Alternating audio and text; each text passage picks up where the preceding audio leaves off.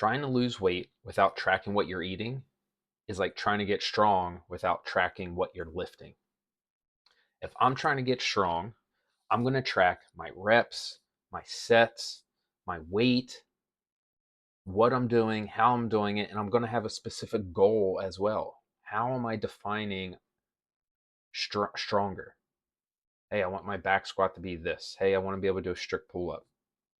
And then I'm going to slowly build that weight up over time. And that's how you get stronger. But in order to do that, you need to track it and make sure that you are actually lifting more weight to get stronger.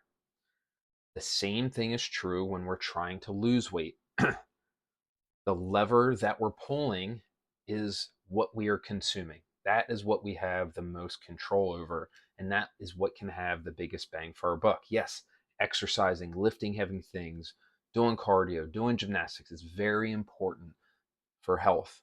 But if my goal is to lose weight, we need to, if the goal is just to lose weight, we need to lose body fat. We need to track what we are eating.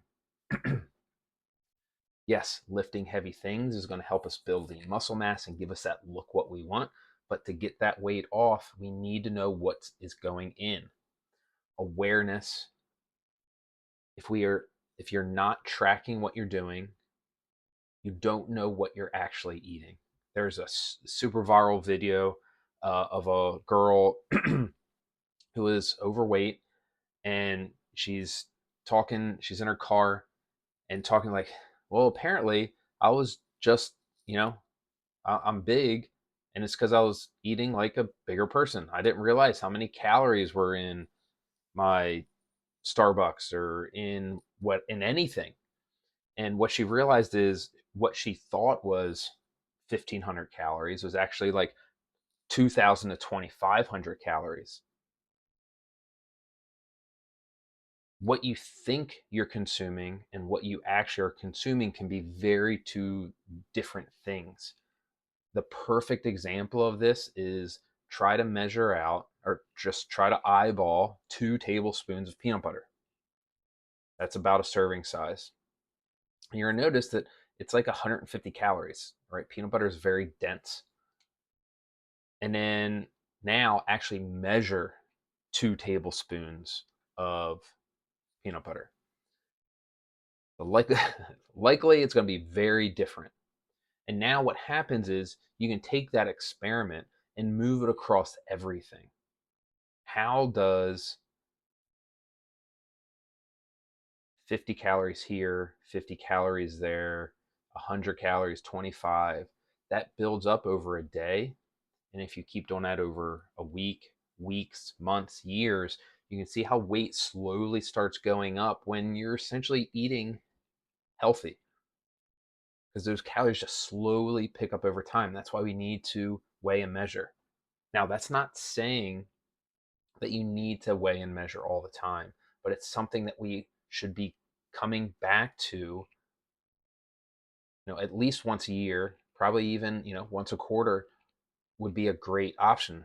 Just do that for a week and really check in to make sure that those serving sizes aren't getting out of whack, right?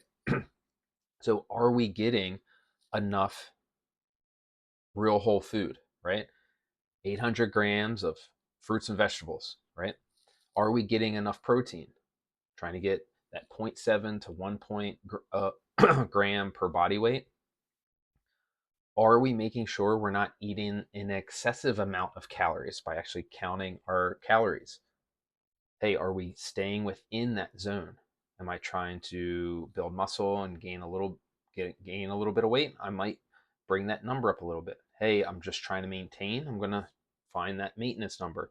Hey, I'm trying to lose some weight. Let's find that sustainable weight loss that we can keep over time. Where people get in trouble is when they think they know. I know how much I'm eating. I know that I'm eating healthy, but I'm still not losing weight. And if you think you're eating healthy, quote unquote, and you're not losing weight, the issue is probably calories. And that's the first place you should check. Just weigh and measure your food. And what happens a lot of times is when you start weighing and measuring your food, you can not change how you eat, but just the awareness of weighing and measuring your food is going to change how you eat. Even if you're not trying to change it, it will. And the amounts will change as well. It's like, see, I'm eating, so if you go for a week and not weigh and measure, and then you go and weigh and measure for a week, you can eat the exact same thing. Let's say you just log it. It'll be exactly the same, but because you're weighing and measuring, it's going to change what you're doing. Oh, see, you're going to look at that number. And then the next day, you're going to kind of remember, hey, where you were at last time, right? And that number, just seeing that number every day, you'll subtly change without trying to change. This is where awareness is such a big thing. The next one is having that intention. Like, if you want to lose weight, if you want to get leaner, you have to be intentional with what you're doing and how you're doing it. You need to be more intentional with your food, with your habits, with building good habits. You need to be more intentional with your weekends. A lot of people do a really good job during the week, and then during the weekend, they just throw away all that progress they made. I'm not saying don't enjoy yourself, but remember your goals on weekends as well.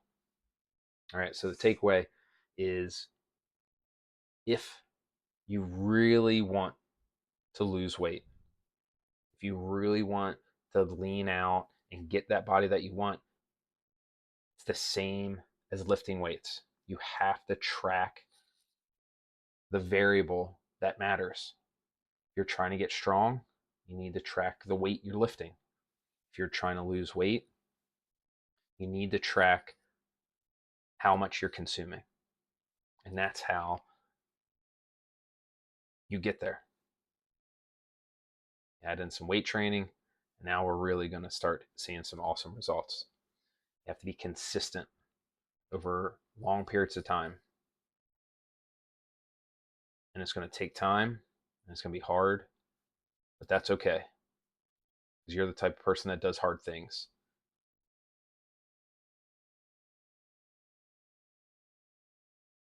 Doing hard things, working towards something that you want, it's how you build confidence. It's how you become a happier, healthier person. Cheers.